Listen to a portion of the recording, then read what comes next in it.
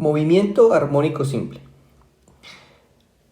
Para empezar a describir el movimiento, nosotros debemos definir qué es ese movimiento armónico simple. Entonces, nosotros podemos encontrar en la literatura que este movimiento también se puede llamar movimiento vibratorio, armónico simple. La característica de este movimiento es que pues, es un movimiento periódico de vaivén en el que un cuerpo oscila de un lado a otro de su posición de equilibrio y en intervalos de tiempos iguales.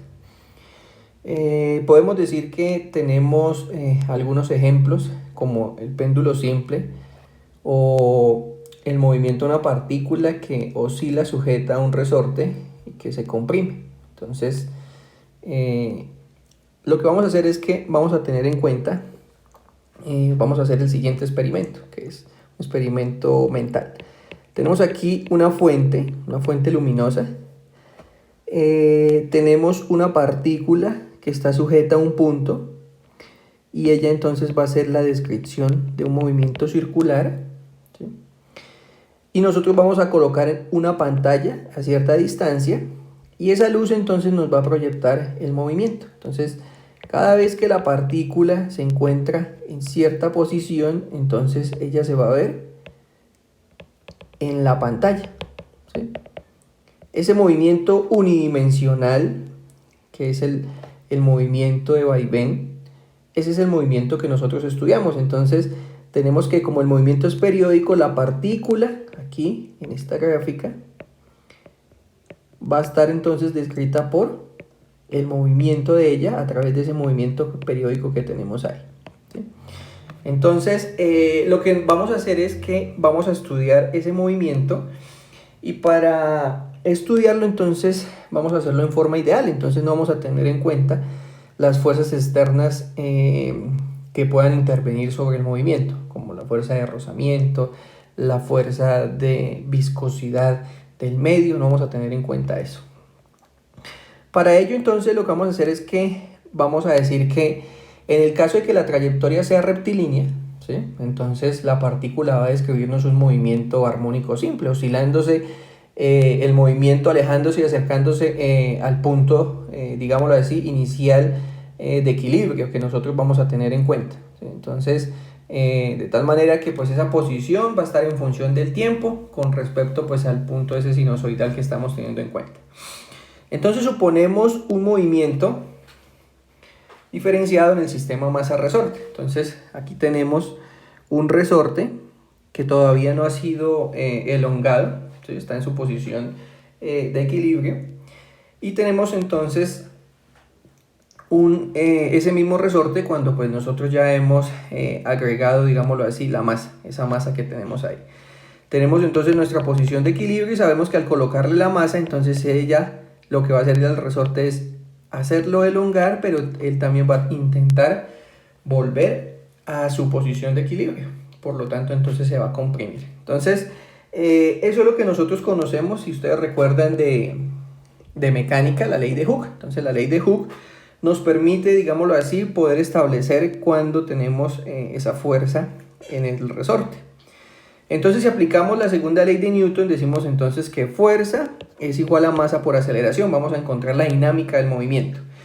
Reemplazando entonces el valor de esta fuerza que nosotros tenemos, la única fuerza dijimos que vamos a tener en cuenta es la fuerza del movimiento. No vamos a tener ninguna otra fuerza para hacerlo de forma ideal. Entonces, tenemos entonces que me queda la ley de Hooke menos K por X igual a masa por aceleración, reemplazando, ¿sí? Entonces, ¿esto qué me dice? Que nosotros vamos a utilizar la aceleración. Recuerden que vamos a utilizar la aceleración del movimiento circular. Tenemos el movimiento circular y entonces la aceleración en un punto me está dando entonces a mí el recorrido de la partícula que vamos a hacer en esta trayectoria sinusoidal. Entonces decimos que la aceleración es la segunda derivada de la posición con respecto al tiempo, ¿sí? Entonces reemplazamos en la ecuación anterior y nos va a dar entonces que menos kappa por x es igual a que a la masa por esa aceleración, ¿sí? Recuerden que la ley de Hooke, kappa es la constante de elasticidad y x pues es la elongación.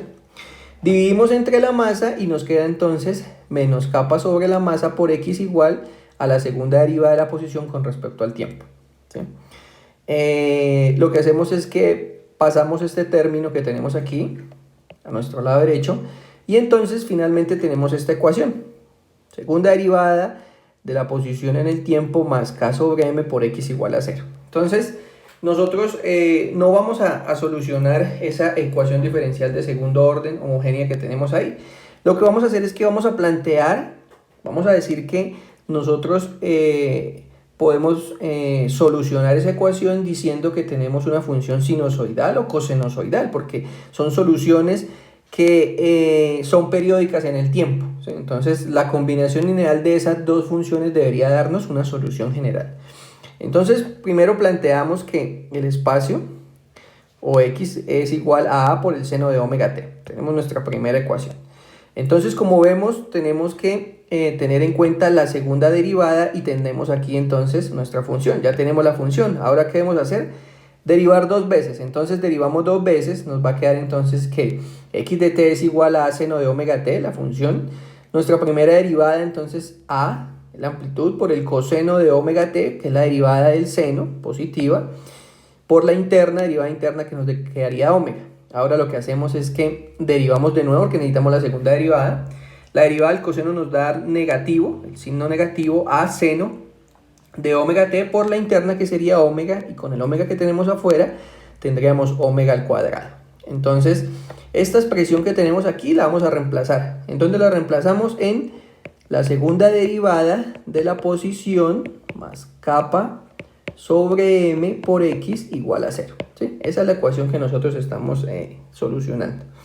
Entonces reemplazamos y nos va a quedar la segunda derivada, nos quedaría a seno de omega t, omega al cuadrado, que es esta que tenemos aquí, más kappa sobre m por a seno de omega t igual a 0. De aquí, ¿qué podemos hacer?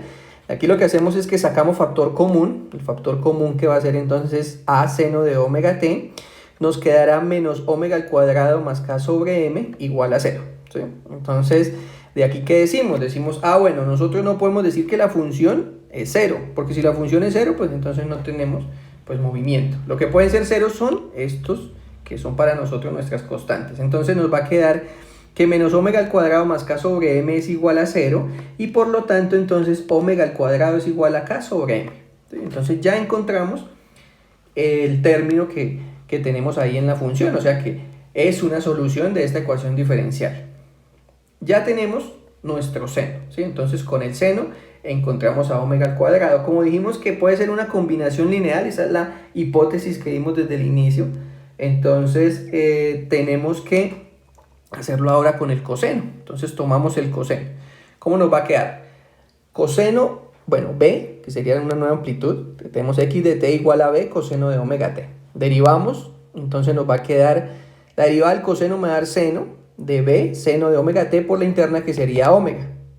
Ahora entonces la segunda derivada nos queda menos b, sigue la derivada del seno es coseno positivo, omega t por la interna que nos da omega al cuadrado.